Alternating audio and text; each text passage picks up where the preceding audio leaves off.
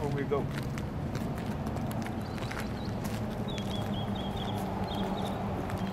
File complaints. To file with the voters. This is where you file the complaints for voter registration? Fraud? I need 5 complaints. Oh, you need a fraud? You need to call the 1-800 number. Okay, y'all don't have the complaints here? No, sir. Y'all sure? Because they said... If you want to do the fraud, you have to call 1-800 number. Okay. If you would, please turn off that video. If you would, please turn off that recorder. Why? Because I do not want to be videoed. Listen, you're a public official.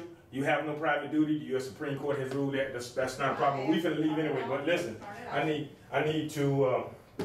If you do not turn that video off, you can get out of my office. No. Just call the police. Cause I know I'm legal. I do this all the time. Just call the police. I did. Okay, good. Listen, okay. They said that you had. It's not just about frauds. They said they had. Do y'all have any complaints here? You can file a complaint with me in writing. Yeah, okay, so you don't have the actual forms? No, sir, I don't. Okay. Thanks. Yep.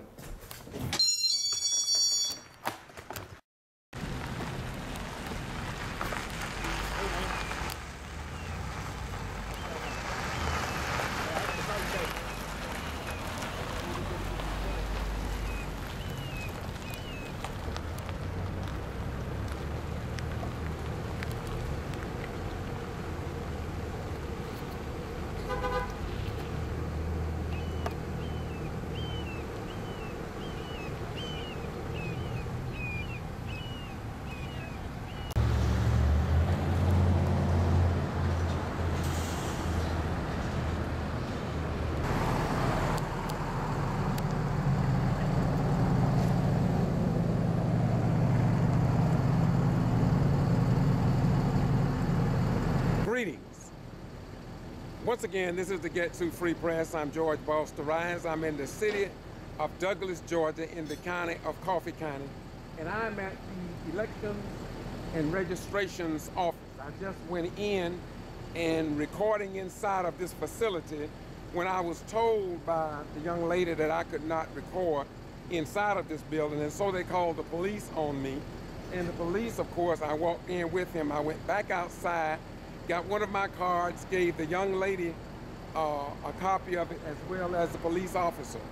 I can't understand how people in positions of leadership and authority do not know the First Amendment rights, nor freedom of the press, and your right to know. I'm gonna continue to do what the Founding Fathers set up in our beloved nation, although some people may not understand it. I have absolutely no intentions of giving up the rights of the people. The people have a right to know. And we have gotten complaints. I was called last week about some alleged irregularities at this particular voting area in the state of Georgia in Coffee County. And so I came here today to seek copies of complaints and forms, and I understand that some people have actually requested to sit down with me in front of the camera to tell their story. So this is why I'm here, for no other reason than to record the truth for you, because you do have a right to know. Once again, to Get To Free Press with George BATHCRAFT. I can be found on Facebook, Boston G.B.R. I can be found on YouTube, Boston G.B.R. as I said. And you also can go to GeorgeBATHCRAFT.com. You can also go to BostonGBR.com, wherein I have nearly 2 million views and 4,300 subscribers. I've been doing this for a long time. I do it because as a retired military veteran, I know that we have rights, especially when we put our life on the line to preserve these rights for all Americans, not just for a few, Democrat, Republican, or Green Party, Independent, but for everybody. And this is what it's all about. And I'm gonna be here a while today. I may come back to the polling place a little later on, but I promise you, I will share this video with you. I'm about to leave now, but I will be back. on Miss Olivia Coley on the stand to try to get Miss Olivia Coley Pearson convicted. Let's see if she's gonna do the same thing for these other officials we about to file this paperwork for today. See y'all, that's real ignorant. Look at them. That shows the ignorance of the Coffee County people. Don't talk and laugh on mine, man. I want mine serious, man.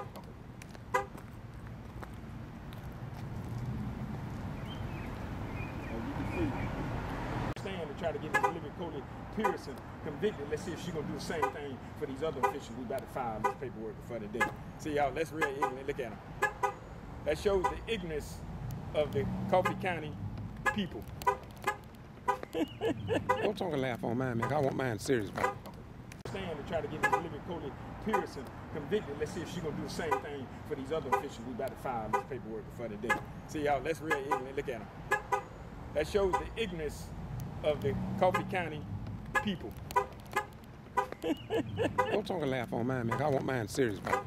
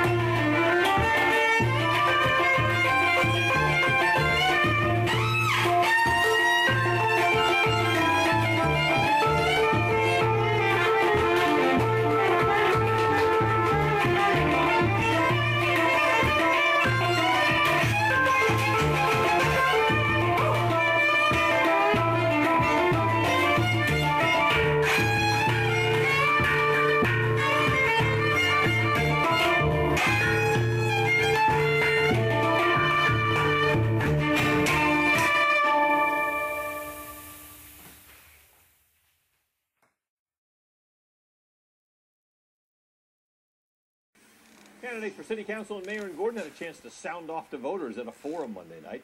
Justin McDuffie tells us one person many wanted to hear from, however, was a no-show. I won't go into that. That was prior to... You won't go into it because you know it's a lie. I'm with you 100%, George. I mean, thank you. You know So it's a that's I won't go into that. That was prior to... you won't go into it because you know it's a lie. I'm with you 100%, George. I mean, thank you. You know So it's a lie. that's I won't go into that. That was prior to... You won't go into it because you know it's a lie. I'm with you 100%, George. I mean, thank you. You know So that's It's been known throughout the area as a town that gets along. It does not have race issues or class issues or other issues. It's been well known for that.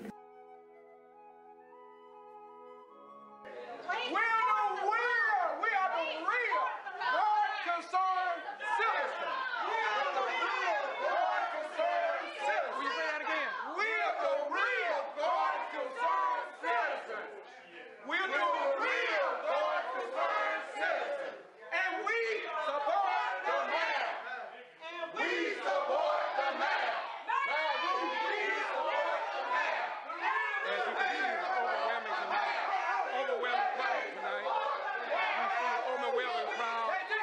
The TV channel going.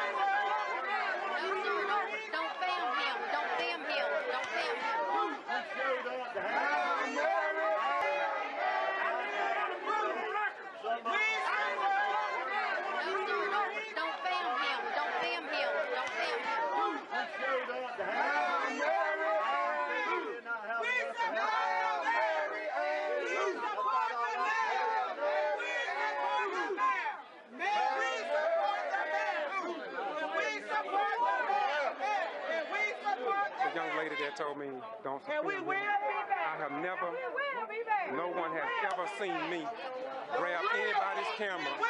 Nobody has ever seen me touch another human being in Gordon. And I'm saying that is the temple in this area.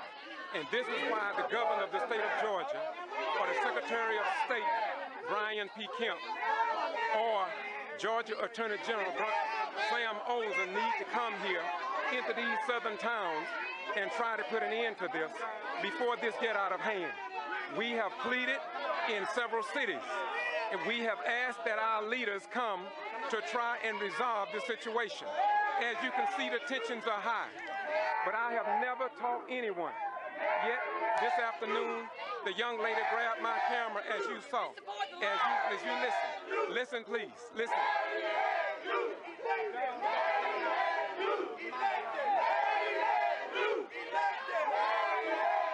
This is why the governor of the state of Georgia, needs to step in. Nathan Deal, Secretary of State Brian P. Kemp. This is why the Georgia elected officials need to come into Gordon, Georgia. This is why the governor of the state of Georgia, the Georgia Attorney General, Eric Holder, the Justice Department, President Barack Obama, in all these southern cities. This is what is happening. And yet nobody, NAACP, the SCLC, the Southern Christian Leadership Conference, notice, look, listen. It's been known throughout the area as a town that gets along. It does not have race issues or class issues or other issues. It's been well known for that. Candidates for city council and mayor in Gordon had a chance to sound off to voters at a forum Monday night. Justin McDuffie tells us one person many wanted to hear from, however, was a no-show. It only proves what I've been saying to the governor, to the Attorney General Sam Olens, to the Secretary of State Brian P. Kemp, that there is major problems here in the state of Georgia. It's been known throughout the area as a town that gets along. It does not have race issues or class issues or other issues. It's been well known for that. And this is why the governor of the state of Georgia, or the Secretary of State Brian P. Kemp, or Georgia Attorney General Sam Olsen need to come here into these southern towns and try to put an end to this before this get out of hand. We have pleaded in several cities, and we have asked that our leaders come to try and resolve the situation. I'm going to let you know we decided not to answer any questions. That was Mr. Harris answering y'all those questions, so I respect y'all not to answer me any questions as well. Just stick to your statement and be done with that. So we're not going to answer any questions because of fear and manipulation. So with that said, I'm going to introduce Ms. Olivia Pearson, City Commissioner. Thank you, again, thank you, Mr. Worthy. To begin, I'm gonna fall back on something that Mr. Presley mentioned. He said that you stated that it had nothing to do with the group. Well, I'm not sure that you stated it didn't have anything to do with the group. I know just a minute ago, Jerry Hudson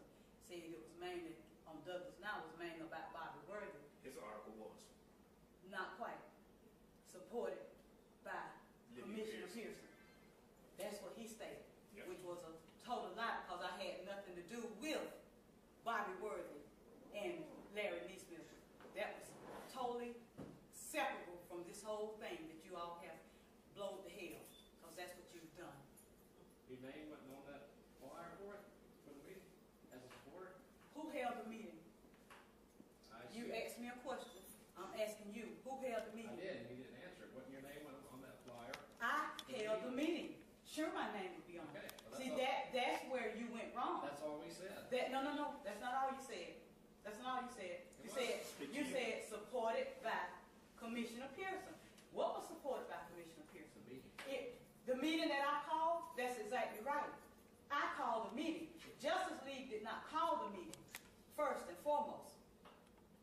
They didn't call the meeting. I held a meeting through Southern Rural Black Women's Initiative for Economic and Social Justice. I invited Mr. Bobby Worthy and the NAACP. Let me finish, Mr. Hudson. That was the point of the article, of the mention of you. No. You claim that the Justice League held this meeting, which was a lie. It was a lie. You said it, as well as the Douglas Enterprise said it. Justice League did not hold a meeting here in Douglas, Georgia. Southern Rural Black Women's Initiative held a meeting. I invited Mr. Worthy. I invited Mr. O'Hara as district rep for the NAACP. I invited Mr. Hal Presley. And matter of fact, I invited the entire community of the city of Douglas, Coffee County, Georgia. I announced it on my city council meeting. So why in the world tell me would I hold a meeting that's going to succumb to or support hatred towards white people or any other people? Why would I hold a public announcement of a meeting like that? I haven't been in office for 15 years to do something so low down and dirty. See, you had your facts, you had your statements incorrect. Had you all given us the respect and decency to come and ask a question, Luke, you were at the meeting when I announced about that flyer. If you had a concern or an issue about it being to hate white folks or kill white folks, seemed like to me you would have had the courtesy, being that you were there, to have came to me, Commissioner Pearson, what is this about?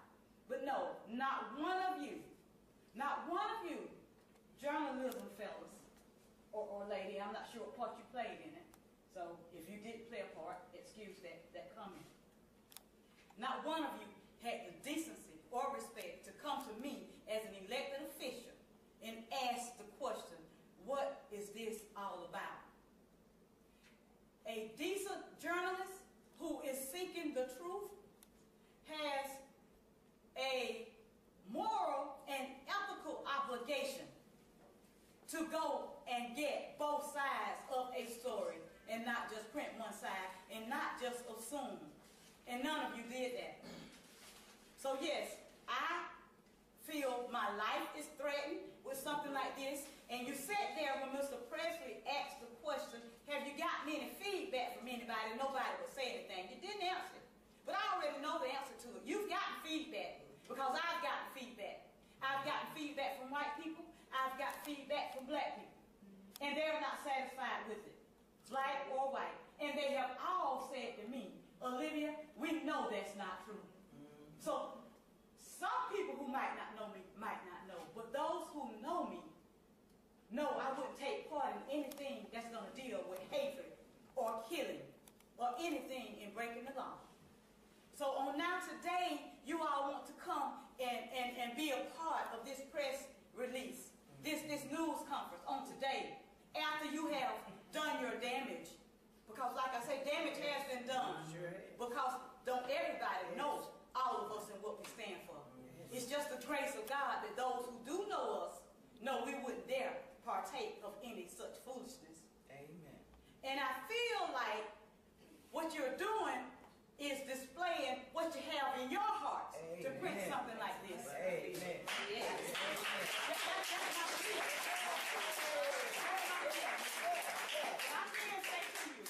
I can say to you, not one of you have ever had me to say anything racist to you, to say anything about hatred to you, in dealing with your media and dealing with me. None of you can say that I've ever said anything racist. If it's right, if it's a fact about what has happened, and it might tend to lean on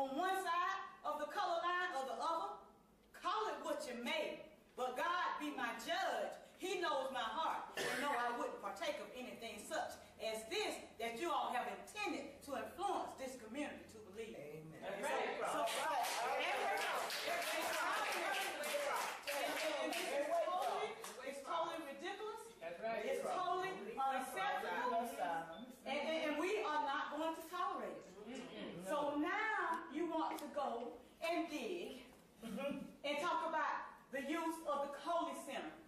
Get the records about the Coley Center. You dig on and see what you find.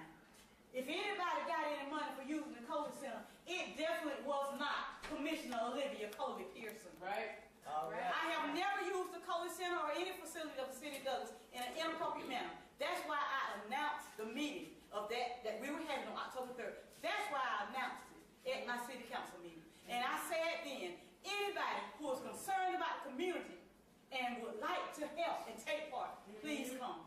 That was my request. But you all are tending to try to divide this community more and more and more. I'm concerned as to who employs the Douglas Now employees, as well as the Douglas Enterprise. What do these people stand for? I'm really surprised at this time. I'm surprised. Because your editors should have told you, go get the other side. See what they have to say about it before we print this. Should have been fast-checked. It should have been. Should have been fast-checked. And it's sad. It's sad because it's too late in the day with too much everything that's going on in our surroundings and our communities and our different states. It's too much and too late in the day to try to print something like this to make white folk feel that they need to go and buy guns, which was announced at a church meeting. Announced at church by a white lady that she needs to go and buy a gun because of this group that has been formed. And I suggest to the rest of y'all that y'all go by one is what she was quoted as saying. So if it's in y'all's heart to cause this kind of deliberate tension and division, you need to go check yourselves. They damaged the community. You need to go check yourselves. God is not pleased. God is not pleased. When I chose to run for office, I found all kind of opposition. Some by black folks, but some by white folks. And ever since I've been in office, I've had to deal with you all saying statements that were not true, trying to blemish my name. So whatever it is you're seeking, I hope you find it. But I can tell you, my name is not going to be blemished because the people know what I stand for. When I talk to the white city employees, Commissioner Pearson, we know you're not like that. But like I say, my concern is the people who do not know me. Who do not know me. Amen. Because my mother, an honorable woman, who I got emails and texts from people telling me when I expressed what was going on my Facebook page, they said, we know what your mother stood for. We know she didn't raise you that way. But I'm wondering, how have you all been raised? Yes, I'm wondering today. I'm wondering today. Because somebody from the media should have had the decency to see the true facts so justice would be known and would prevail. That's right. This plaque, since you all say recent altercation shines light on new militant organization, that's what y'all said. That's what y'all said. And I'm trying to find out where's this militant organization at. Because it's not us. It's not us. Some of us can barely walk. We are elderly. Walking with sticks. But we are militant. Because we state what is the truth. We're seeking to make the community better, which is what I said at that city council meeting when I announced that meeting on October 3rd. So how did militant organization come out of it? It's wrong. The meeting I had, Southern Rural Black Women, has been here in Douglas, Coffee County since 1999. And I was asked to chair and lead this group. Southern Rural Black Women's Initiative for Economic and Social Justice. Not just justice for black people or black women, but it's geared toward women. Because women have had a difficult time finding daycare, someone to keep their kids so they can go to work, trying to finish and get a GED so they can get a good job. That's why this group was formed and has received federal monies and monies from private groups to help people who are a part of this to better their lives. And you would take the meeting we held, which was hosted by Southern Rural Black Women, and distort the facts. Shame on you. Shame on you.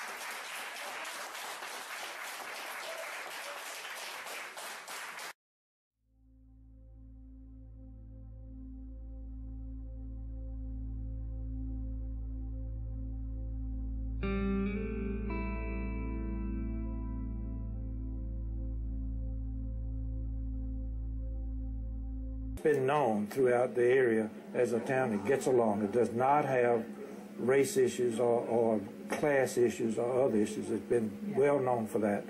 Roger B. Tawney, a Southerner, reads a decision that says that Dred Scott, as a black person, and black people generally, had never been, were not then, could never be citizens of the United States, and as such have no rights which white men are bound to respect.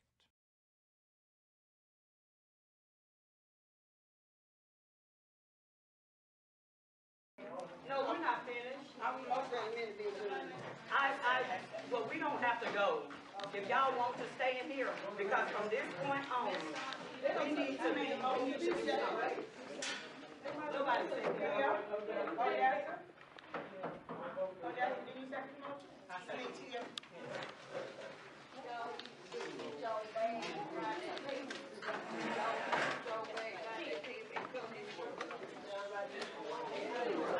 I don't think this is right. But y'all don't have to go because this is not right. Y'all can go ahead and voice your opinion. What we got to do are y'all as citizens got to stick together.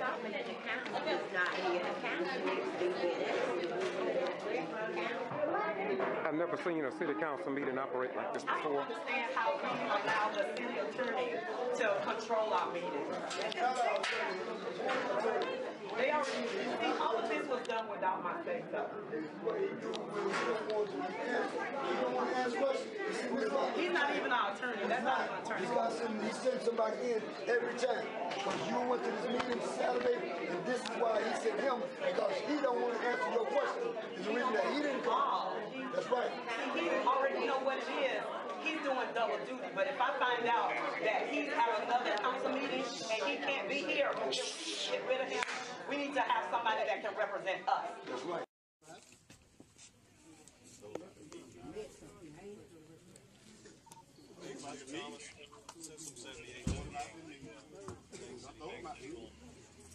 He told him to walk out and walked out.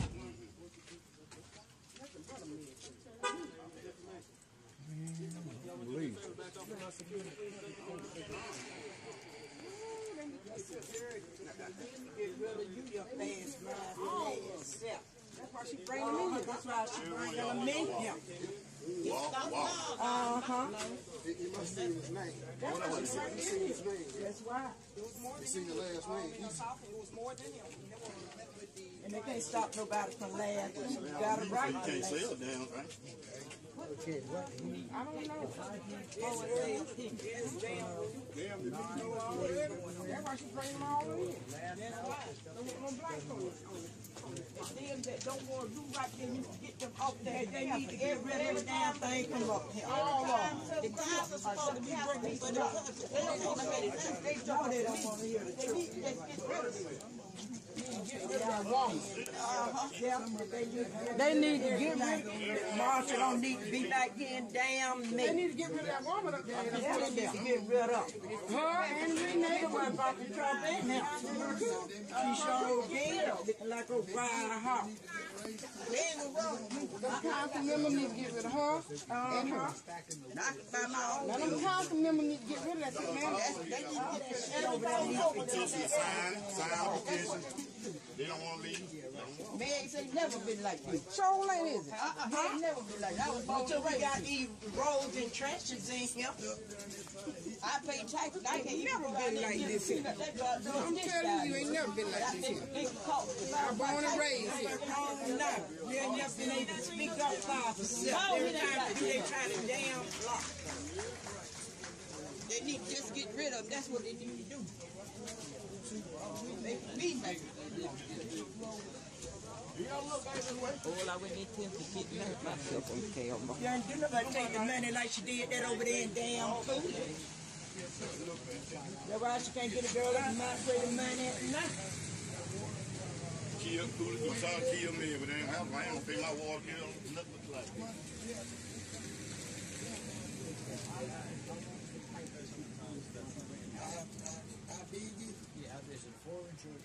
No, sir.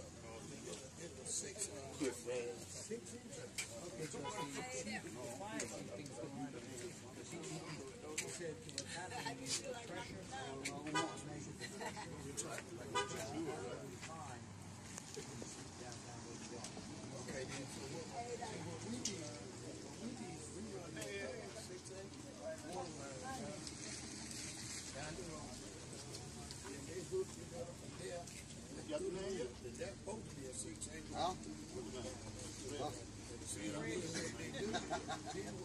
Really don't want. I think last name don't want. First name Larry, I believe.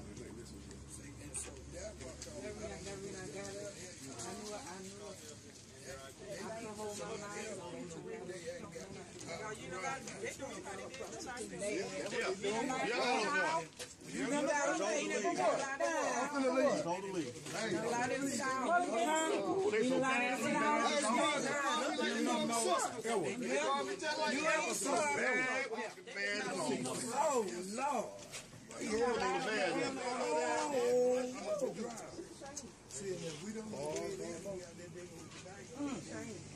They know what they're doing.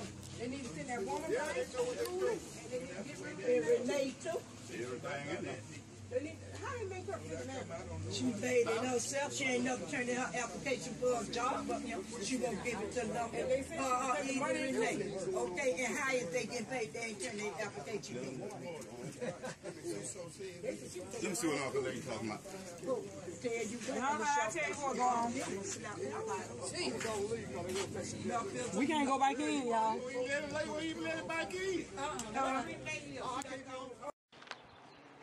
And it looks as if though this is the mayor's office, and they seem to be. This is the only place they get right now. And they are changing a lot. Go ahead, brother Tim. What you? Go ahead. Yeah, you know they won't let her in the other offices. They throw her out over there. Right. They put her in this place office over here. Now they're changing the locks on it. Now where she can't get in there. Wow. Now they canceled the meeting tonight. Yeah. At the last minute. Have you ever seen anything like this before, man? I never. You know they arrested the mayor, though. Yeah, I heard about that. For that disorderly conduct. Yeah. What did she do? You know? I don't know, but you know, disorderly conduct might be anything. That's right. Anything. It's a catch-22. Right.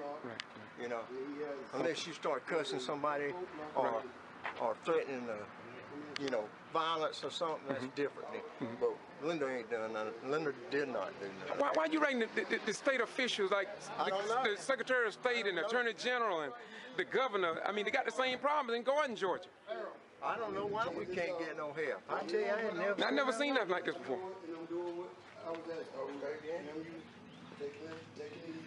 Mr. Willie Charles, how you doing? Yeah, he doing his job. Don't take it personal, bro. We you know, we how understand. You doing, Mr. Willie Charles? Right, I'm doing my job. We know, we got you. I hope you find a better one because you're a better man than this. You're a good guy. And you need to do that. You need to show you're a good man. You're much better than this, Mr. Willie Charles. Much better. I know it, but he's still a better man. And we can't Governor Nathan Deal, Secretary of State Brian P. Kemp, Attorney General Sam Olens. I just can't understand. Nobody in the state of Georgia will come down. And what are they waiting? Are they waiting for people to get violent? It seems like that might be what they're waiting on. I don't know what they're waiting on either. What do you think about this? You ever seen this before? What do you think about this? I've never seen this in my life. What do you think about the mayor being arrested? I'm shocked. I'm appalled. I'm embarrassed for Meigs. I love this place. I mean, this is a good place. And the people here are good. But had you ever seen this before? Never. Never. Never. And I've lived in the city majority of my life, and I still haven't seen it. Still haven't seen it. I'm very embarrassed for me. I'm embarrassed at the personnel, the people, and how they're putting people in bad positions. Thank you very much. You're welcome. Well, and so my advice to you, if you voted for her, Linda, the mayor, when you go in City Hall, you better take somebody else with you because what they tried to do was intimidate and get me in the point that they was going to call it a hostile thing again. I know what I'm talking about because I've been in law enforcement. I've seen where it was going. I turned around and walked out. Officer Rawls, the chief there, went up there, tried to get on the agenda, flat refused him. What did I tell you? It was full or somebody else? That's what she told me when I tried to get on. I tried to get on the agenda. She told me it was full because I wanted to talk about my dismissal. She told me that I could, and the council wasn't going to listen to me in the first place. So she wasn't going to let me on the agenda. So I'm like, well, why won't they listen to me? She said, then she goes on to say that, we're not going to hire you back anyway. You haven't been here 60 days.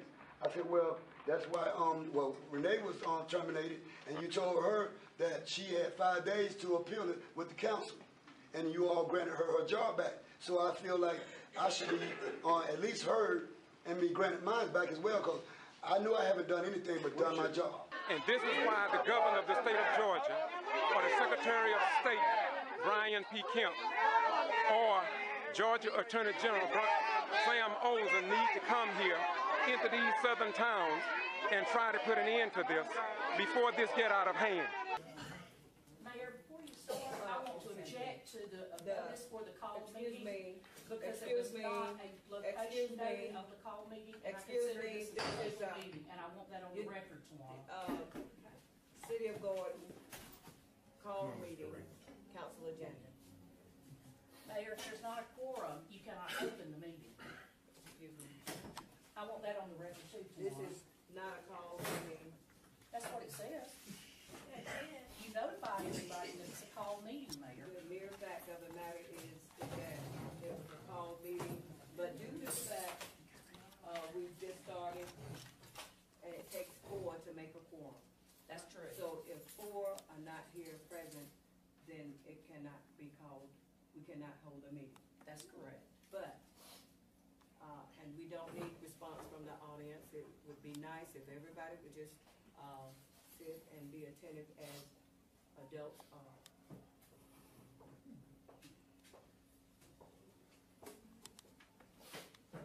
So because of it not being we cannot have a quorum, the simple fact would be that we were here to discuss the situation with the water. And it's not a meeting. This is not a meeting, so you can accuse yourself. And this discussion is very critical because it demands our most urgent attention and action. And we have until the 10th of April to comply with EPA's regulation. What's going to happen? So, Council, there's no Brooklyn has council done a here, great Mayor. job in. There's no council here, Mayor. It's not a quorum. You cannot call this G.B.R. council. This is not a meeting. It's just a public talking, that's all it is. Exactly. Yeah, just Thank you. discussion. Thank you, Chief. Take that off the record. It's not a meeting.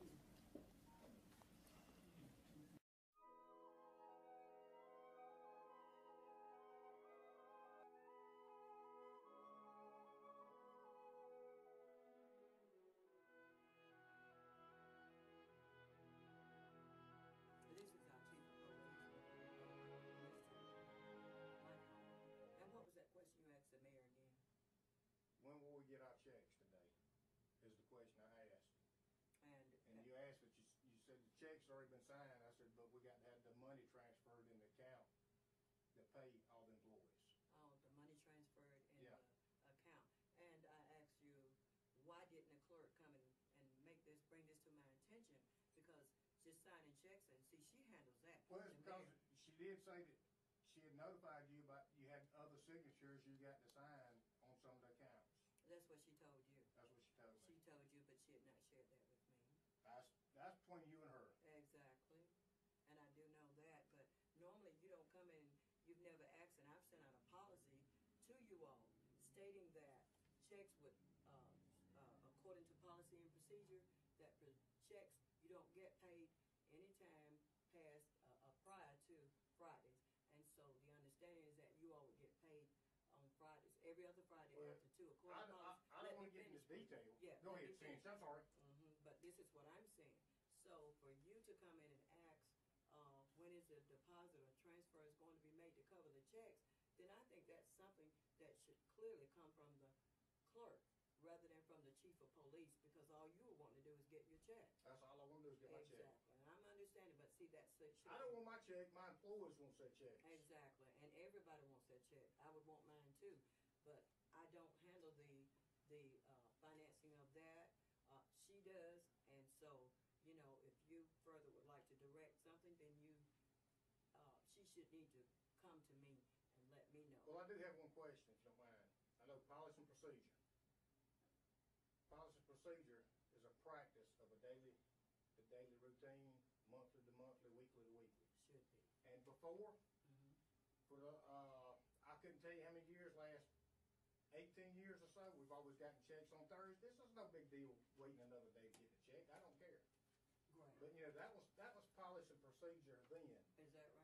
Well, that was policy and procedure then, and then it got changed to a Friday.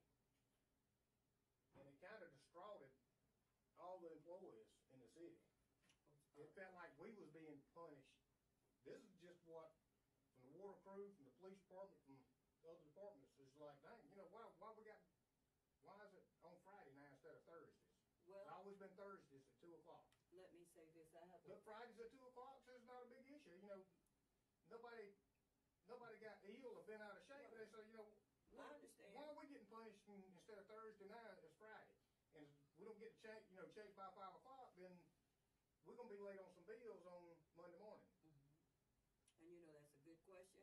But, Chief, I have to abide by what's written in policy and procedure. And that's been here. As a matter of fact, you might need to go back. I believe it's the personnel policy for the city of Gordon since 2007. And I've not seen in there where it was written on a Thursday. I'm trying to see if I could get you one. I've already read it. Just have a sit I've already read it, and it says the payroll ends from the second Friday. Right, and the employees are to be paid every other Friday, is what it states. And so I'm not about what others are feeling. It's what's written in stone. Well, what's written in stone, what's been written and recorded, as far as all the statements from all the banking, from all the payroll, has been Thursday. So that's actually policy there. Well, until something else is proven and provided to me, it is written in stone in the personnel policy, and I don't like to. Yeah, I understand, but I just know how policy is.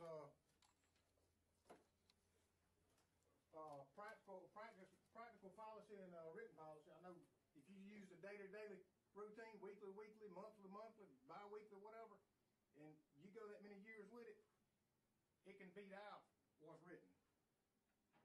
I've been to many classes on policies. And you may have, and I'm not and they tell you what you practice is policy, not by what's written down. What's written down is policy. But if you keep practicing, and like if I practice, I change and make my own policies at the police department, which I'm not supposed to do, and I can't do. But if I keep letting things go one way, and not going by the policy book, then something happens. Then it falls back on top of me, and it falls back on the city. So, well, hey, he wasn't going by policy. But the employees, the way the law looks at it, was the daily practice is policy. And just to say, and to make you, once more again, let me reiterate that this is policy that I'm practicing. No other, the bottom line is just policy. Policy for the city of Gordon that's been written in stone prior to my coming. And so I have to abide by the rules and regulations of written in the personnel policy until it's revised. I understand and thank you so much. I understand that. That's a good point. However, I wish the clerk had come to me and posed that question to me. Thank you and have a wonderful day. It's me. I need my minute books. Okay, let me say this. I have the minute books, and if you need them, you need to go and do you realize you're supposed to look at those in my presence too? I'm the official record custodian. I am responsible Clerk for those. Brown, good afternoon. And would you please I don't think so. Please exit my office, please. It is. You're violating. I am the official record. You're not even supposed to take those out of my office. Was it advised? Those are the official signed signature on there. You're very rude. Leave it running. Leave it running. And Mr. Rhines has no right to those records without open record request. Please exit my office. And don't forget you haven't done your. But it is. We was advised. They was advised. She was advised by the attorney. The city attorney told me to tell you that. You're violating the rules. Please exit my office. Y'all are being insubordinate. No, ma'am, you're being rude and disrespectful to your employees. Exit my office, please. Thank you. Okay, the attorneys will be contacted. Thank you. From you all week since last week? The proper papers have been signed. This is none of your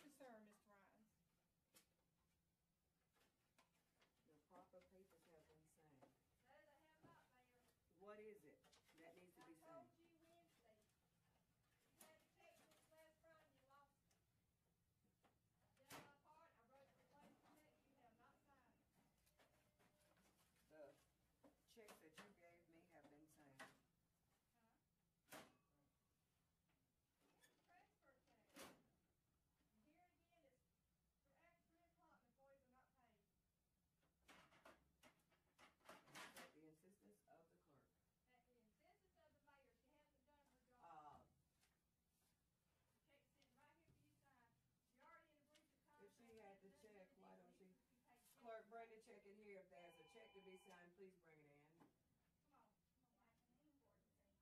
If she has a check, why would she be holding the check? Waiting on you to sign. That was the first thing she should have brought in for me to sign. Well, yeah, I've been here. I've had them ready yesterday because you told me to void them and start over. I've been waiting on you. Clerk, hand me the checks, please. Please sit here. I'm not letting these out of my sight again. Please hand me the ma'am. checks. Sit right here. Please hand me You're the not checks. going to take these out of my presence again because you know what happened last time. Please hand me the checks. What checks are those? These are the replacement checks. checks. They're Thank not to you. leave my office. Thank you. Wow. Could I possibly use your pen? Probably. Because that's already cost the city almost $500 having to do that. Excuse me, Susan, you're free to go. She's waiting on her check. Just We'll get get your it for check. you. She can't have a check because it's not the bank. Oh, excuse me.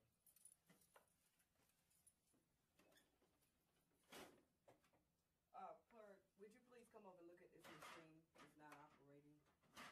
Clerk Hopper, please. Thank you. What's her? Jams? Jams, sir.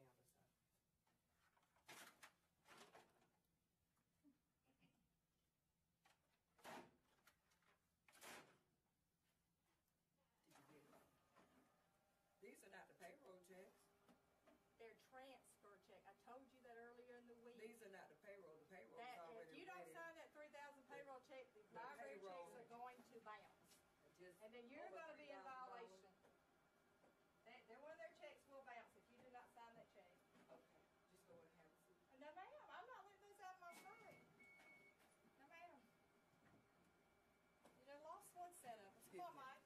I will come in my office and I will sign. We will come in here with you. And you are not allowed. I'm coming in there with you. You are not allowed in my office, clerk. I want the checks back, ma'am. You will get them back. Come on, Mike. You will, just stand right there. I'm gonna sit here and watch you sign them and put them back in my hand.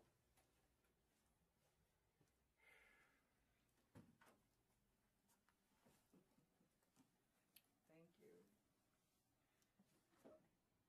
Would you like to be treated like this over your check? I wouldn't either. I've been trying since last Friday to get this done. Wow. I don't know what's going on. I don't know. I think you do, but, you know.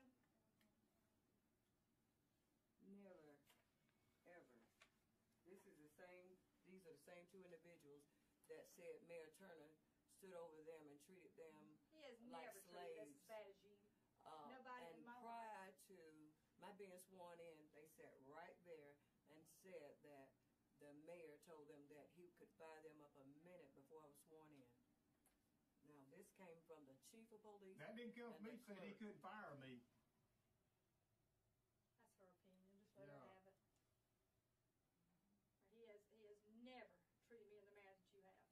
Nobody in my entire life. That was what you stated. No, ma'am, I Please disagree be with quiet. you. Excuse me. Not even employees. You already employers usurping can talk to. authority.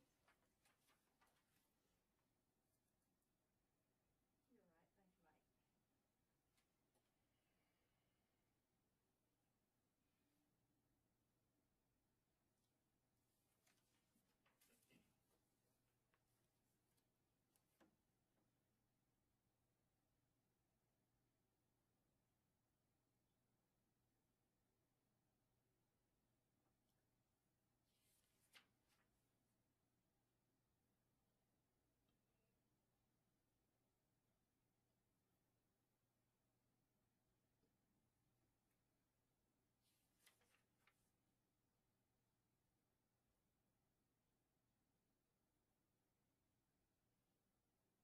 Thank you, Mike. This room here's the coldest room, and it's the hottest room. It's the hottest in the wintertime, and it's the coldest in the summertime. Because the way that ductwork runs from that air conditioner outside to here, it's a smaller room, and this here gets cold in the winter. I mean, in the summertime, it gets hot in the wintertime. It's hard to keep it regulated. Yeah, that's why it needs to be on its own. They just need ductwork. Because see, what happens is that when it's hot in there, it's cold in here. That's So what I'm gonna saying, have it's to get cold. it rewired, so that'd be something I put on the, that'd be something I'll put on the Well, agenda they to actually get talked someone about to come in. it. They actually talked about it before about having it done. That's gonna be something. Because it stays hot in that big office, because it's a big room. Exactly. And they said the air air conditioning folks so that they could redo the duct work to redirect most of the air, the cold air and the hot air into the bigger room. Oh, thank you for the invoice, copies You're of the welcome. invoice. These were the first that I've had. That's the second copy I've you've gone had. through all of this, That's and the it's second not in copy there. you've had. It's the first. Second, ma'am.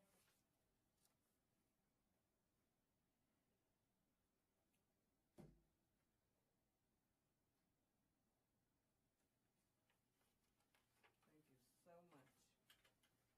Okay, let's see right there. And the employees' checks were signed Wednesday. They're so no good that without should the not. transfer checks. Yeah, we can't cash They're them no unless good we got without money the back. transfer That checks. should not be a problem. It's a big problem. That should not be a You problem. don't They were understand how signed. payroll works. I've tried to tell you numerous times. Not Not being rude, but I just wanted you to understand. I understand. Without the too. transfer checks, the money's not in there to meet the payroll checks. You have to do it. And to bring the chief of police in Yes, ma'am. to He wanted his check. right. She didn't They've bring him in already been enough, and I signed. come in They've Yes, already firing been- on the excuse checks. me. Yes, I can't talk over you all, and I'm not going to talk over you all. Now, because I'm telling you the fact about it, the reason why I come in, don't make accusations about why I come in. I come in Chief, for my I own, need to. come in for my own will for, I need my you to be employees' quiet. checks. Now, we'll be quiet now. Thank you. I got it out what I need to say. Thank you. This has never been a problem.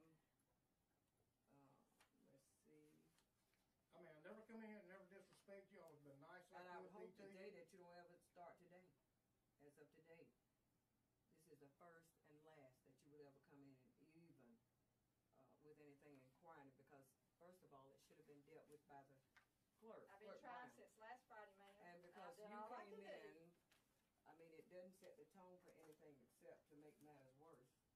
Now, I've been trying for a whole week. You have not cooperated. Excuse me. Before I do anything, y'all let's see. Go ahead. You won't pass it. Yep.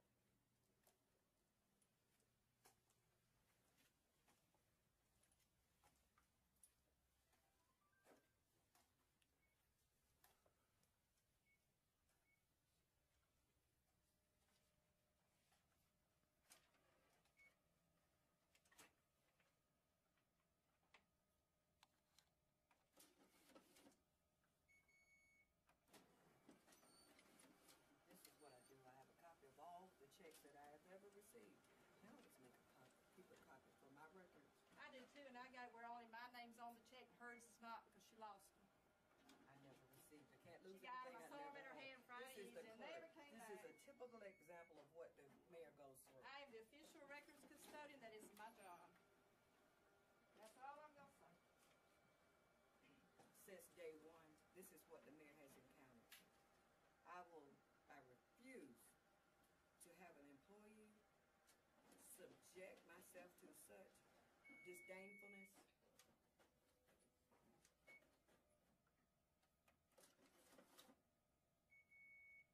I mean, in the previous times, it was stated that I, as a mayor, said that I would file them. I was lied on then, I'm being lied on now. Never said a word to either one of them. I'm so glad you got that part recorded, sir. Thank you. I personally told them that. Never. You person told us what? Say that one more I didn't even hear you. Yes, he's got it.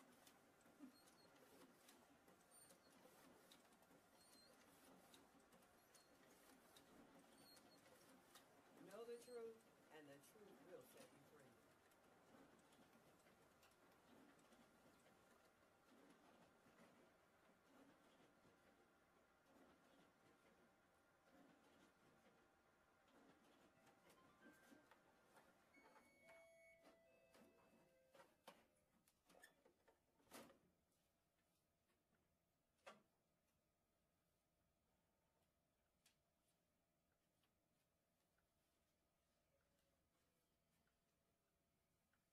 Quite welcome. I'm sure the employees will too. Thank you. Quite welcome. There's a banner holding up, man. Have a good day. Let's get back to the back. The mere fact of the matter is this is what I have to endure. And let it be known for the record that we will have to get someone in, a higher administrator, chief is totally out of order. And be it known today that I would like to have a copy of the record of this video or DVD to send to Judge Robert Reeves.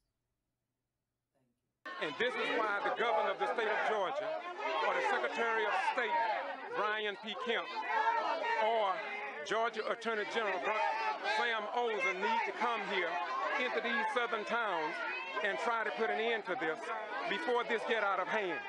We have pleaded in several cities, and we have asked that our leaders come to try and resolve the situation. Candidates for city council and mayor in Gordon had a chance to sound off to voters at a forum Monday night. Justin McDuffie tells us one person many wanted to hear from, however, was a no-show. This is the Get To Free Press, and I'm George Balster-Rines, and I'm in Valdosta, Georgia. And I just watched Channel 13 TV station, and I found some very untruthful facts from that TV station. They were disgraceful. It was an outright lie, and I am saddened that a TV station would do that at the time of an election. It only proves what I've been saying to the governor, to the Attorney General Sam Olsen, to the Secretary of State Brian P. Kemp, that there is major problems here in the state of Georgia. Now, after watching the TV station, I have Mary Ann Whipplew, the mayor of Gordon, the first female mayor of that little town, the first black female mayor, and the first black mayor ever. And from the time that she took office, she's been under attack, wherein Turner said she had a responsibility to account for the budget and the finances of that city. I have visited Gordon many times, and I know the rest of the story, and I have documented the rest of the story.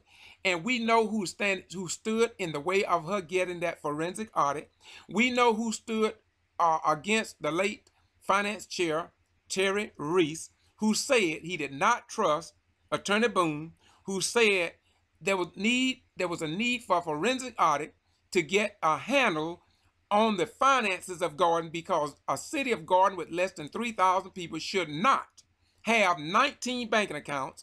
He said he did not know how much money was in the accounts, and he demanded that the crooks be behind bars. He said that to me and others, that I want to see those crooks in jail. Now, as far as former Mayor Turner speaking about no racism, no race problems in the city of Gordon, well, I will not address that, but I will say to WMAZ, where have you been, TV station? I have it all documented, and I am willing to stand before any news media from Atlanta to the Florida line to refute everything that is said in that video. Now, let me pause, because I do have the historic mayor, Mary Ann Whipplew, on the line. Mayor, how you doing today? Oh, I'm wonderful. And yourself? I'm outstanding. I'm outstanding. What I would like to do, Mayor, is that I was outraged. I received a call from a citizen in Gordon, and they told me what the TV station had said. And so, are you still with me? Yes. Okay. So, can you tell me? They played off in terms of why you was not at this meeting that was at the political forum. So just tell me what happened that I may not know about, and what the people would not know, because they are going to believe what the TV station said. Just tell us your story. Well, George, thank you for allowing me this opportunity to respond to that question. What happened on the evening yesterday regarding that forum, I received an email from Donna Asbell, who is the Gordon Better Hometown manager, requesting that a candidate forum for all the candidates for October 30th, 2017. And I received that email from her on October 11th, 2017 at 6:18 p.m. and stating that they would be inviting all the candidates to participate in that forum.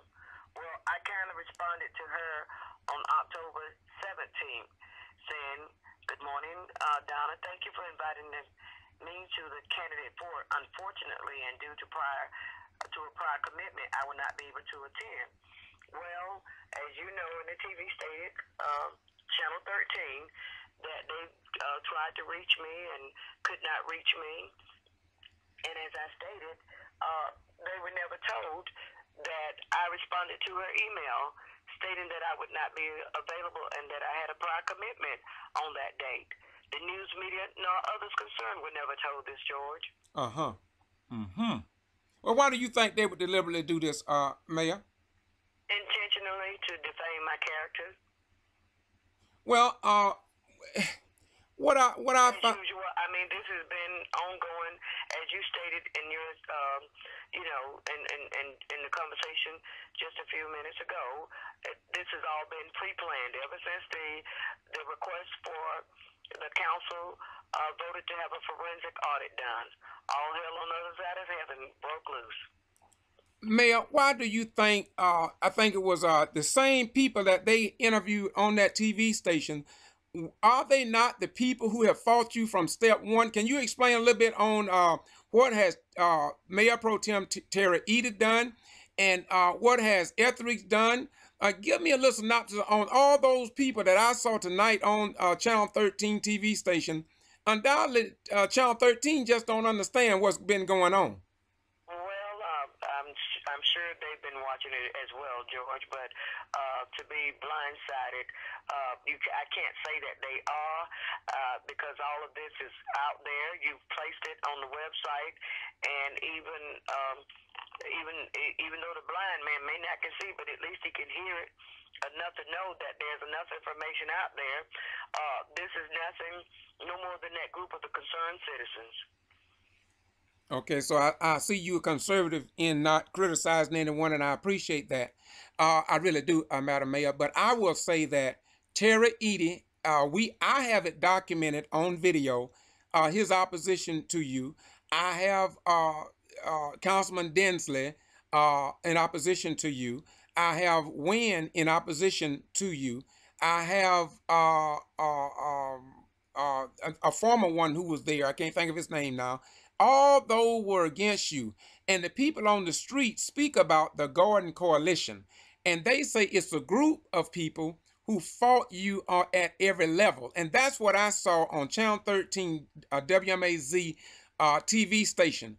And to me, for a news media to put that type of information out to the general public right before an election is cause and concern for, in my most humble opinion, who have covered 18 to 35 cities in the state of Georgia with likewise problem that has gone unaddressed, need to call the Secretary of State, Brian P. Kemp, that's dealing with the Board of Elections, as well as the governor of the state of Georgia, as well as Attorney General Sam Olens, to look into what has been going on in Gordon, because this very well could, Mayor, be a deciding factor in your mayoral race. And I just believe that somebody may need to call for some assistance from state level, if not the federal government. Absolutely. I'm in total agreement. And as you know, the media itself, all of the local stations here, I will call their names, Channel 24, Channel 41, Channel 13, they've been very biased since the beginnings. Now, Mayor, in Channel 13 article, somebody called me for Gordon. Madam Mayor, you didn't call me, did you, tonight? Not concerning this issue, did you? No, I did not. Somebody called me from Gordon, and they said to me, go to that TV station and George and watch how they lied on that TV station. And that's what I did. And when I got that call from the individual, I sat there and I watched it. I even, I'm going to play it next, in fact.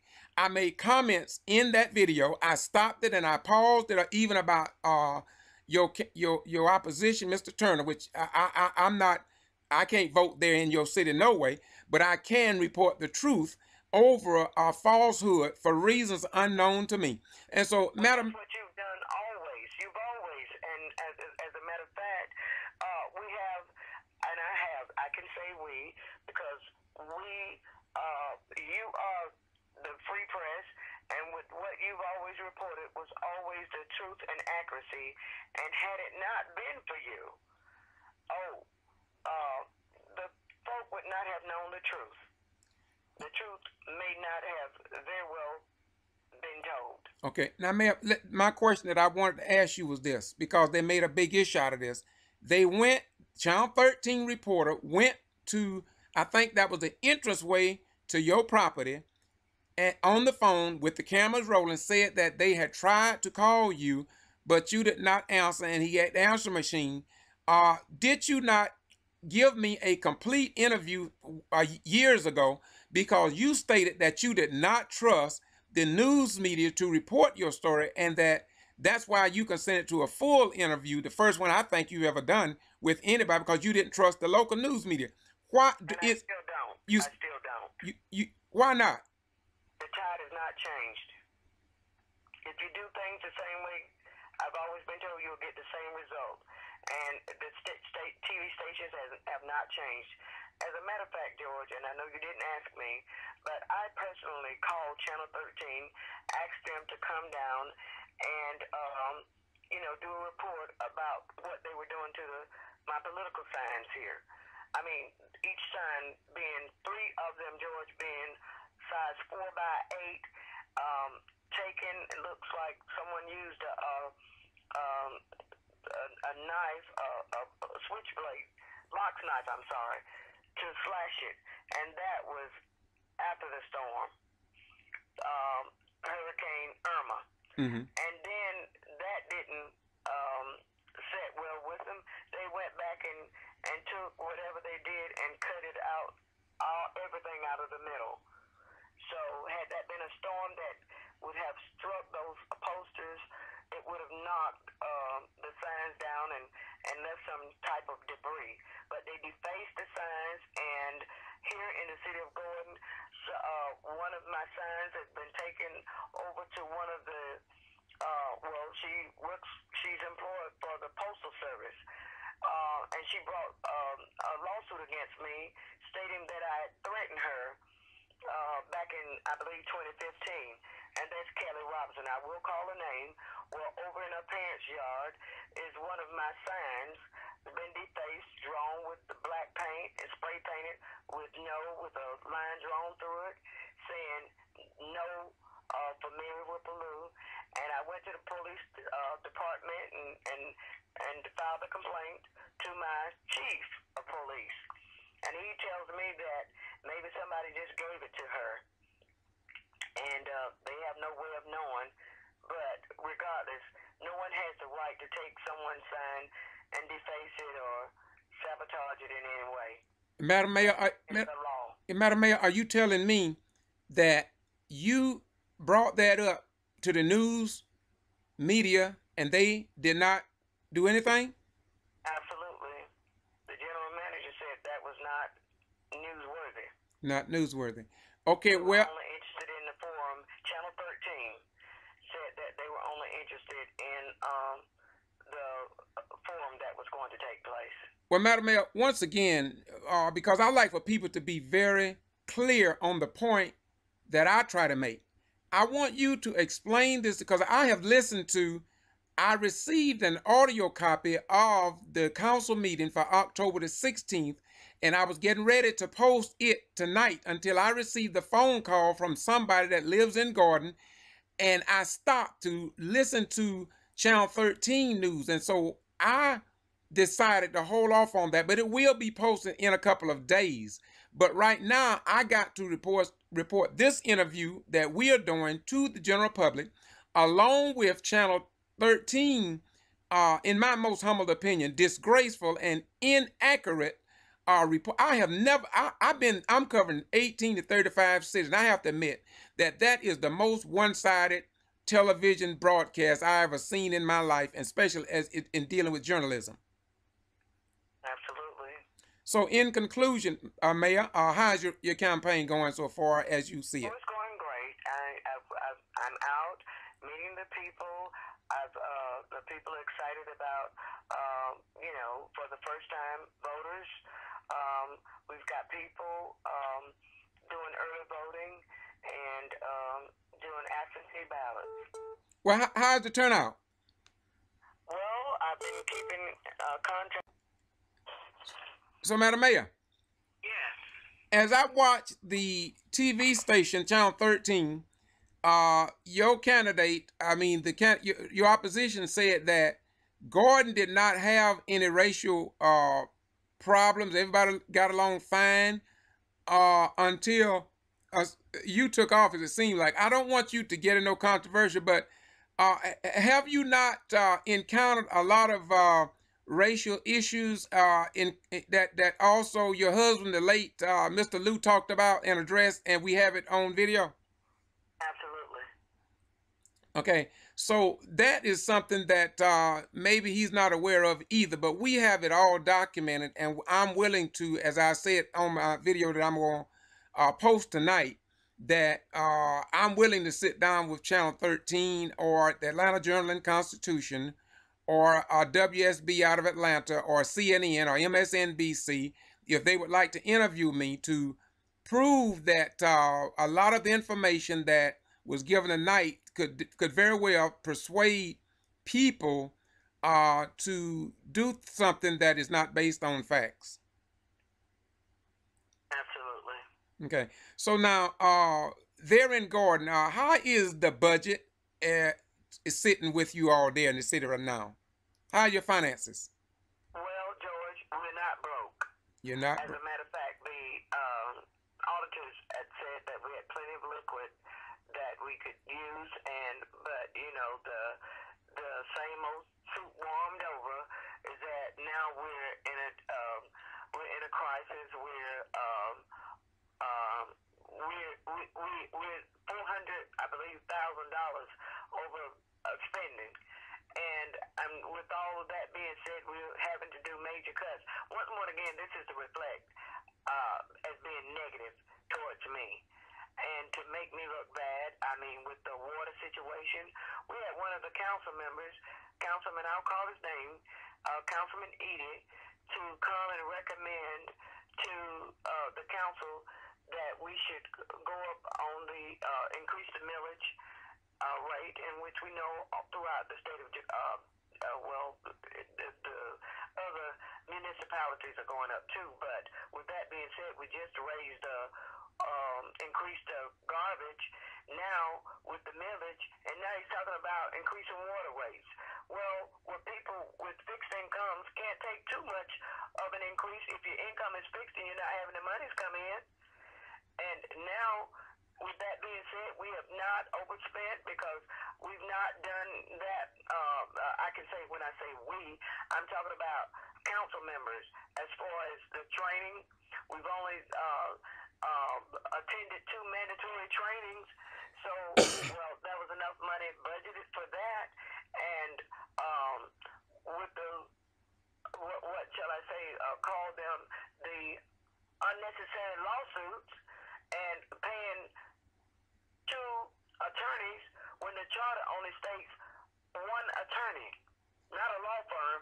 We've got a law firm we're paying, and they all show up at the meetings. Regardless of me being the mayor, they just show and get paid. Madam Mayor. Unnecessarily. Madam Mayor, I have addressed that in the video that I'm going to put up tomorrow concerning the October 16th meeting. But my question is, how many people in Gordon? Because here in Valdosta, we have over 51,000 people. And I've never seen in it since 1975, I have never seen more than 1 attorney. But when I go to Gordon, I see 2 paid attorneys, plus, I guess, a paralegal or another lady. So 3 people at every meeting that the city taxpayers have to pay. Do you know how much Attorney Boone or that law firm have been given per year? Well, you know, in the budget, we allocate $5,000. Well, George, I must say that they, I believe last year, if my memory serves me right, with the lawsuits unnecessary, they raked up about nearly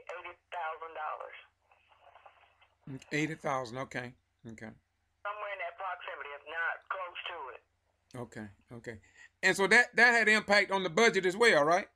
Absolutely. Okay. And then not long before that,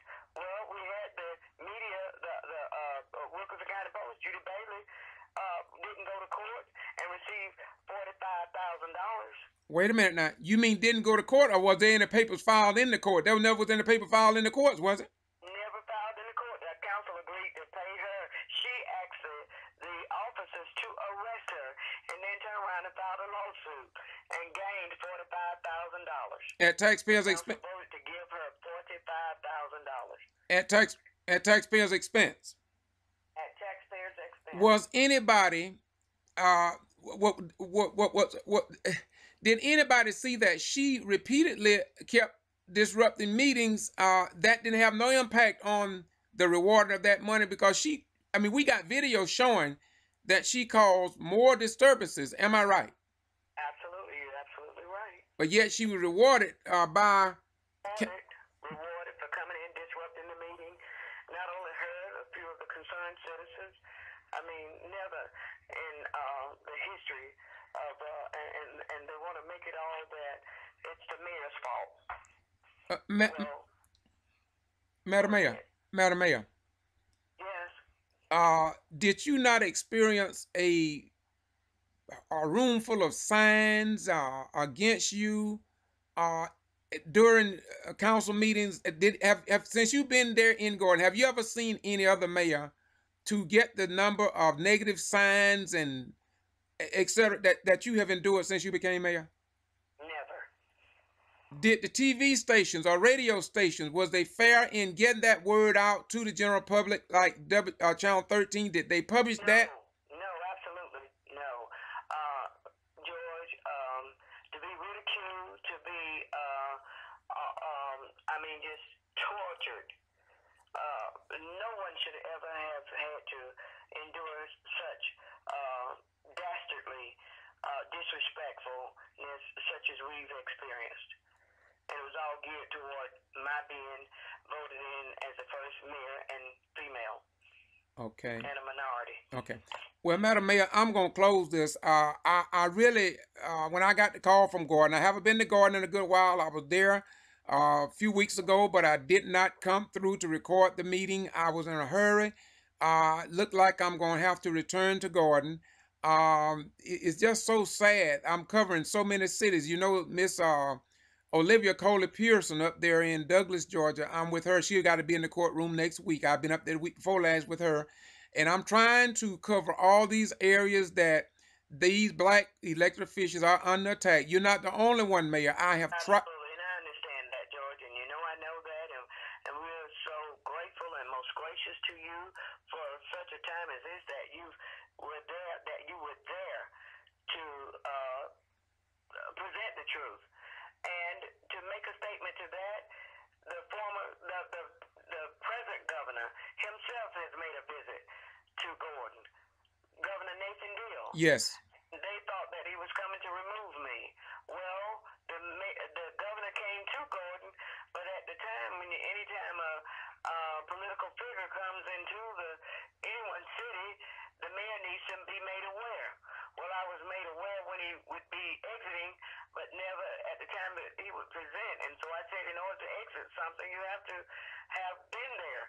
And so my chief of police and anybody who had knowledge kept that information away from me. But nevertheless, I was able to be there and witness Governor Nathan Deal making his interest into the city, and had the pleasure of having dialogue with him. So with that being said, all information that's pertinent for me and to me has not been presented since being in this position as mayor. I've not been afforded the opportunity to with the transition that should have been given me. Well, Madam Mayor, first of all, is there any type of continuity folder in the city of Gordon that when you took office would tell you what to do as a guideline in the city of mayor? A lot of cities have what they call a continuity folder for the mayor or any office like that, so there would be no lapse in the information that have been preserved and perfected. Absolutely, I'm sure there were, but that was withheld. The clerk deliberately, intentionally, and still does withhold information. Do you actually? And the moment she's exposed, she goes to the EOC and files a harassment complaint, and EOC paid them early on in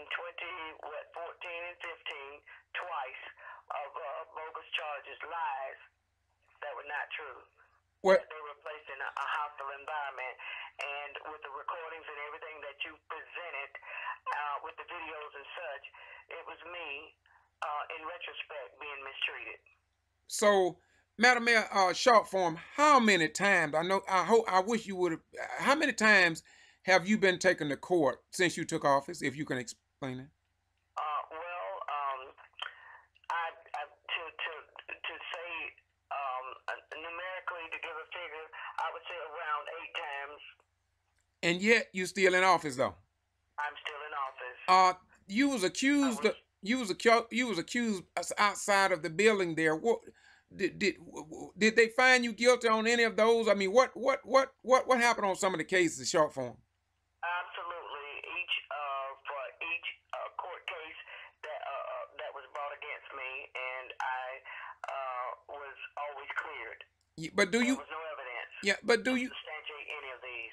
Yes, but do you think that Channel 13 and other news media outlet was fair in the way they reported the findings from the courts? And what about the Wilkinson County Post, the local paper there in Gordon? Did you think that they was fair in publicized to keep the voters informed, or do you think they possibly could have a misconception of what you is all about and what the outcome of the court cases were? The news media never gave accurate reports of any findings of what. It was with a statement, perhaps, maybe, but nothing was ever presented in such a way that it would give me a good report, except with the get-to press. Madam Mayor, none other than George Boston Wines. Okay, Madam Mayor, I appreciate what you have said tonight. Like I said, I haven't talked to you in a long time. I mean, months I haven't talked to you, but like I said, I got a call tonight, and when I got the call, I was already working on a video from that October 16th meeting, just the audio that I received, and I was going to post it tonight, but I'm going to stay up probably another 5 hours to try to get this up, because I do want the people to have the right information, because it's sad. People need to know. Yep. They need to know the truth. Well, especially when they're going inside that voting booth to vote. They don't need any untruths to base their vote on. That's what make our republic such an outstanding nation comparison to other nations, because we believe in every citizen having a right to vote.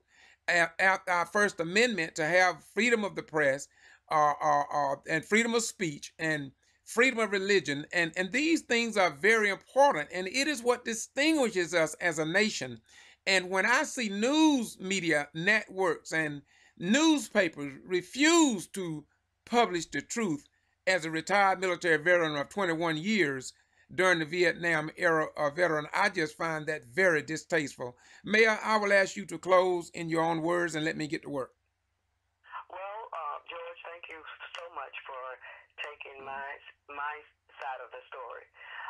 Madam Mayor, the rest of the truth. Madam Mayor. Now, one thing I can attest to is that necessarily I don't agree with always with the president, sitting president Trump, but one thing I can validate that I can agree with him and attest that the media is not my friend, not certain media, TV, that includes 24/41 and 13, Channel 13. But I can say with the Get To Free Press, with George Boston Wines, it's been nothing but truth. Well, Madam Mayor, you made a statement that I got to question you again on, because you say you thank me for getting your side of the story. I don't intend to get your side of the story. I intend to get the truth from you. When I say about that, I mean truth. Yeah, that's what I want, because I'm not getting your side of the story. I try to come straight down center.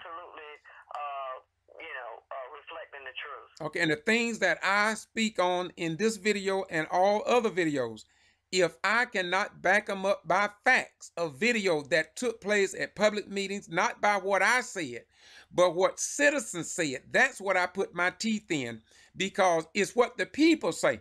And I will say again to Channel 13 and all the news media in the Middle District of Georgia, and I'm going to be honest, I know the code of ethics among the Associated Press, but when it comes to blatant untruths, I have to speak up against them. And I will consent to an interview from any TV station or any radio station. My number is area code 229-251-8645, and that's Boston G.B.R. at gmail.com. And I'm asking you to call me, and I will sit down. We will dialogue. I will come to where you at. You come where I am, and let's get the truth out, because Jesus said in St. John 8:32, and ye shall know the truth, and that the truth will set you free. And if we do not speak truth, you may win an election, but in the end, you're going to lose. Absolutely. Have a nice day, Mayor. Thank you. Thank you. Peace. God bless. God bless. It only proves what I've been saying to the governor, to the Attorney General, Sam Olens, to the Secretary of State, Brian P. Kemp, that there is major problems here in the state of Georgia.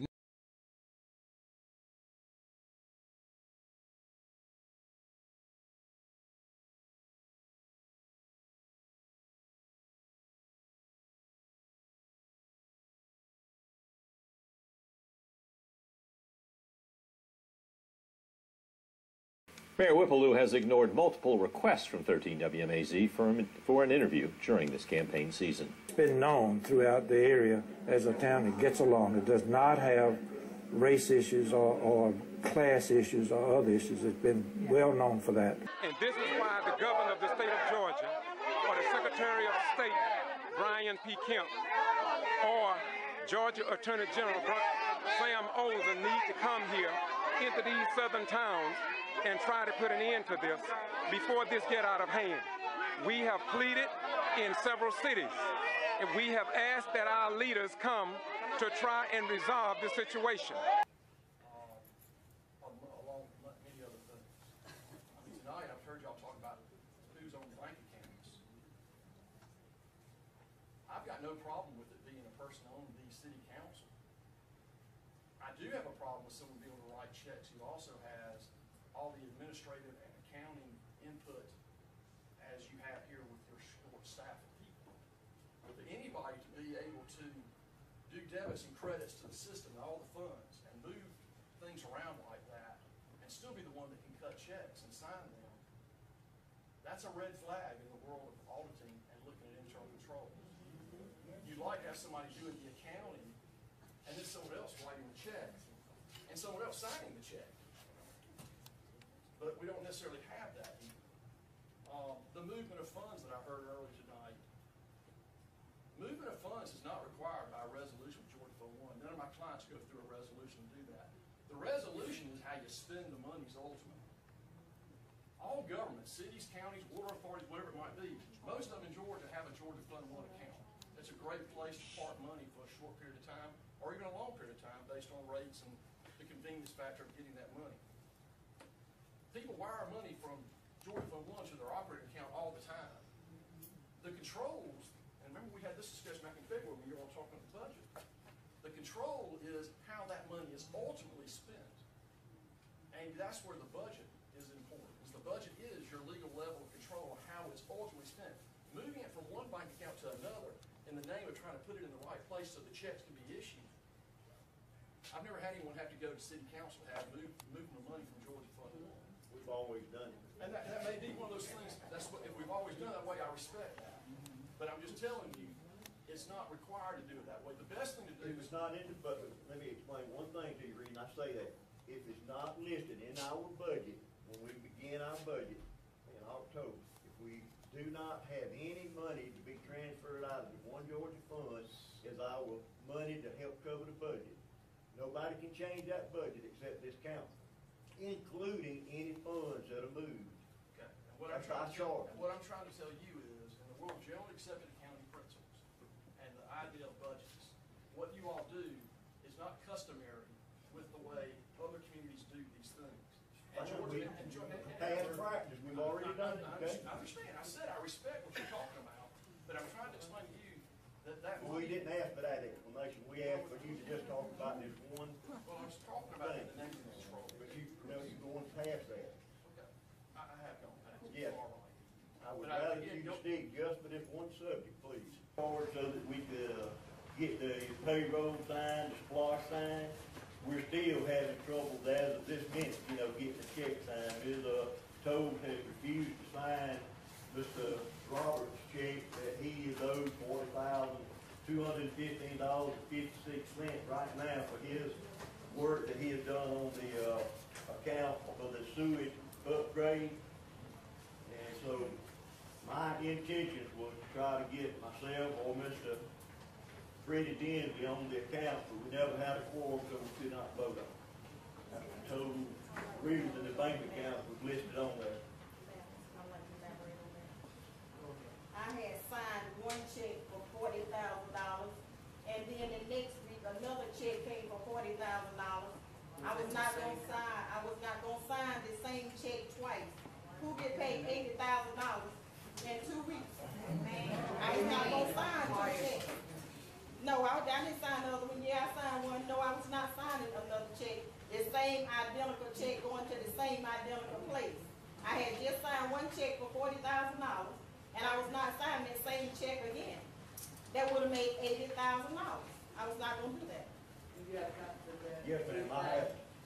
If I could, you know, I'd like to present the information that has been presented by Ms. Georgia Electric, who is the one that did it. His total bid was $132,100.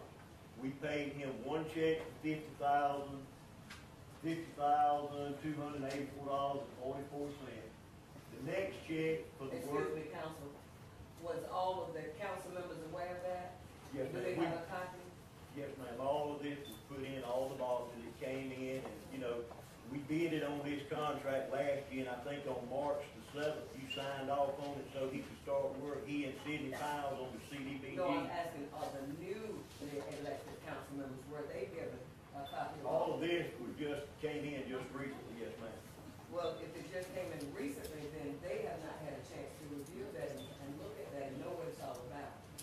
It's a standard, right, it's a standard contract. When the paperwork comes in, it's already been approved. We approved it when we voted to accept his bid on that job.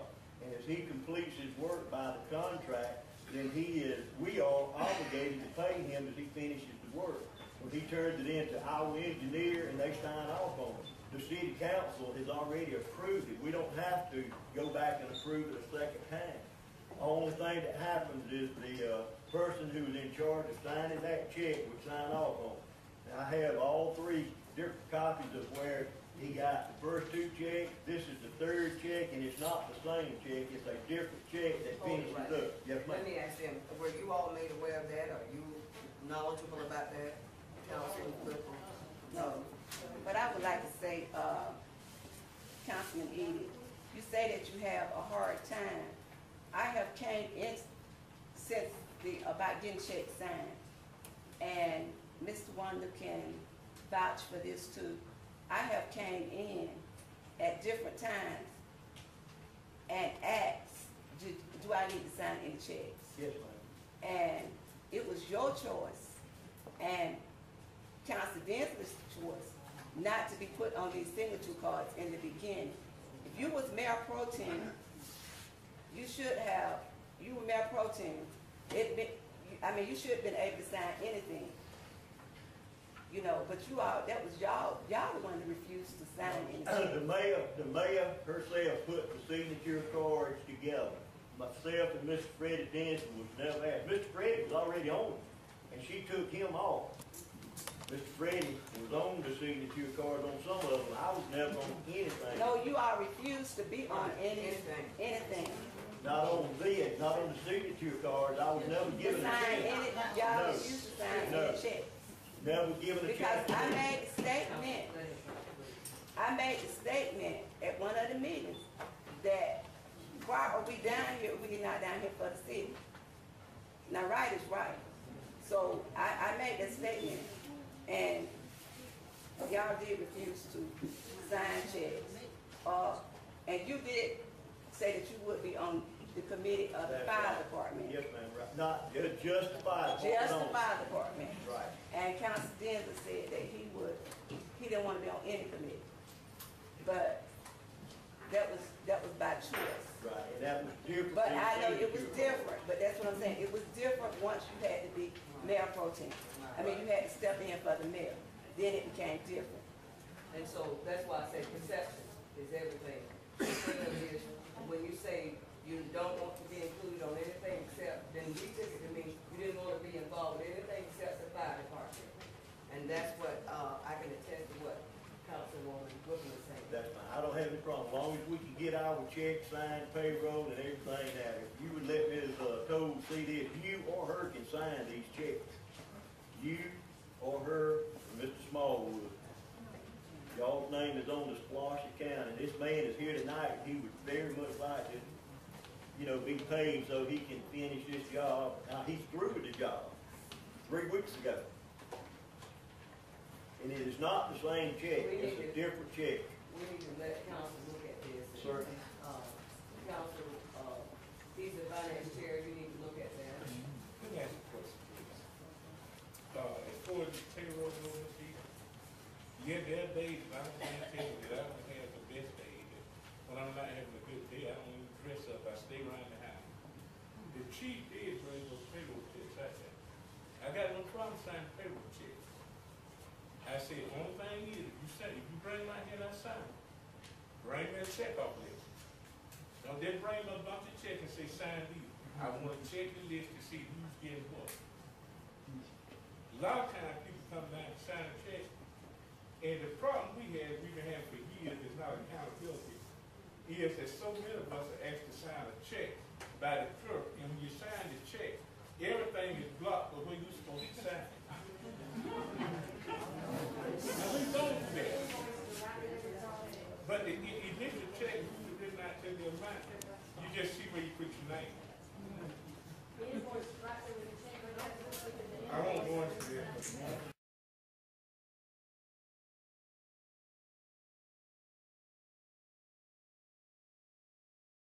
Him off. Mr. Freddie was on the signature cards on some of them. I was never on anything. No, you all refused to be on anything. Not on this, not on the signature cards. I was never given a check. Y'all refused to sign any check. Never given a check. Because I made the statement at one of the meetings that why are we down here if we're not down here for the city? Now, right is right. So I made that statement, and y'all did refuse to sign checks. And you did say that you would be on the committee of the fire department. Yes, ma'am, right. Not just the fire department. Just the fire department. Right. And Council Denver said that he didn't want to be on any committee. But that was by choice. Right, and that was different. But I know it was different, but that's what I'm saying. It was different once you had to be mayor pro tem. I mean, you had to step in for the mayor. Then it became different. And so that's why I say perception is everything. The thing is, when you say you don't want to be included on anything except, then we took it to mean you didn't want to be involved with anything except the fire department. And that's what, I can attest to what Councilwoman Brooklyn was saying. That's fine. I don't have any problem. As long as we can get our checks signed, payroll, and everything now. If you would let Ms. Cole see this, you or her can sign these checks. You or her, or Mr. Smallwood. Y'all's name is on the splosh account, and this man is here tonight. He would very much like to, you know, be paid so he can finish this job. Now, he's through with the job 3 weeks ago. And it is not the same check. It's a different check. We need to let council look at this. Certainly. Council, he's the finance chair, you need to look at that. Let me ask you a question, please. As far as the payroll goes, yeah, there are days I don't tell you that I don't have the best days. When I'm not having a good day, I don't even dress up. I stay around the house. The chief did bring those payroll checks out there. I got no problem signing payroll checks. I said, only thing is, if you bring my head outside, bring me a check off list. Don't just bring me a bunch of checks and say sign these. I want to check the list to see who's getting what. A lot of times people come down and sign a check, and the problem we've been having for years is not accountability, is that so many of us are asked to sign a check by the clerk, and when you sign the check, everything is blocked but where you're supposed supposed to sign. Now, we don't do that. But the initial check, you did not tell the amount. You just see where you put your name. I won't go into that.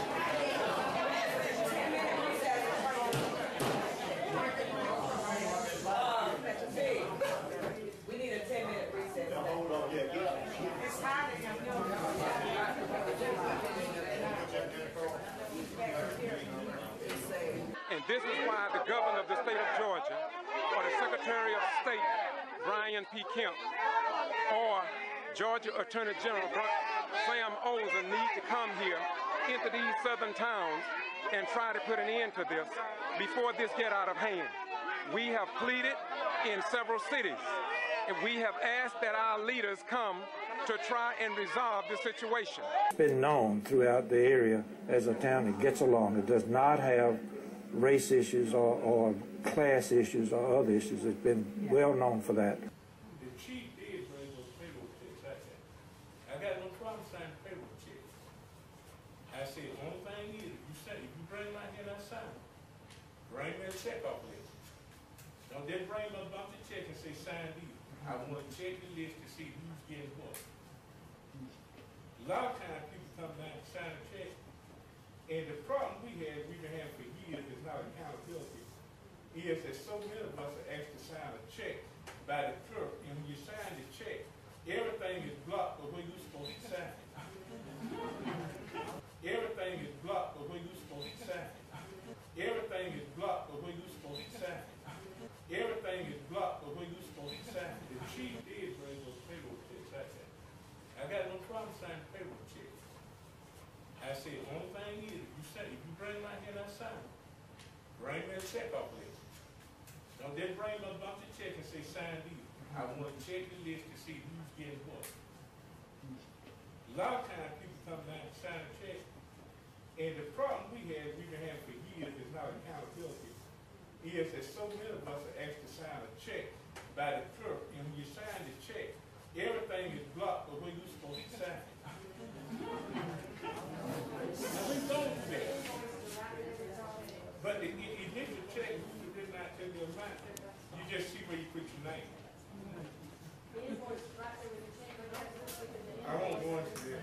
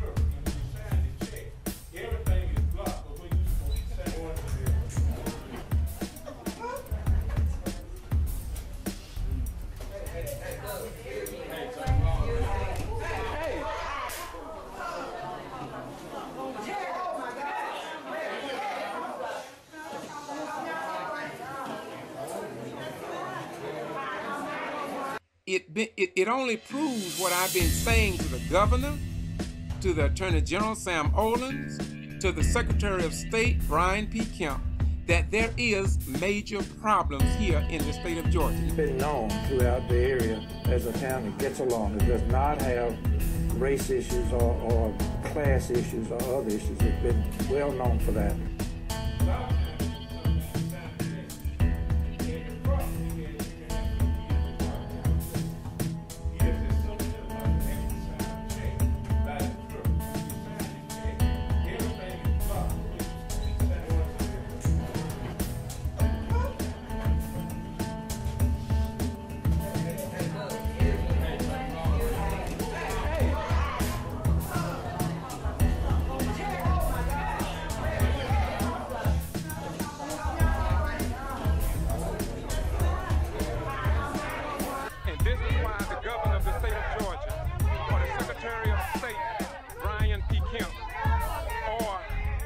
Attorney General Sam Olens need to come here into these southern towns and try to put an end to this before this get out of hand.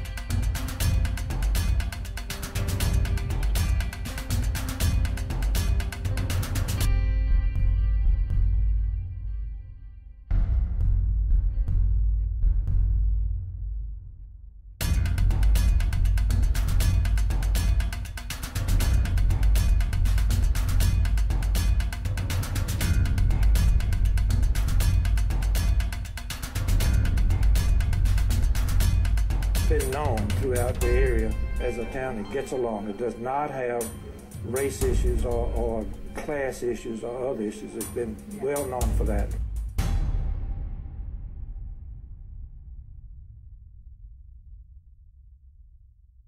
This is the Get To Free Press, and we report what others ignore. This is your First Amendment right to know without whiteouts from a controlled news media whiteout network. And we are located in Valdosta, Georgia, and we are here to inform, educate, and persuade if necessary. Always keep that in mind. Moreover, I want to say to you that as a community, state, nation, and world, we are not who we claim to be, but who we prove ourselves to be over a given period of time. And if we are a liar, time will tell. And if we are racist or hater, time will tell. And our righteous and holy God already know. So you are only fooling yourselves. Again, the Ghetto Free Press. I'm George Boster Rhines.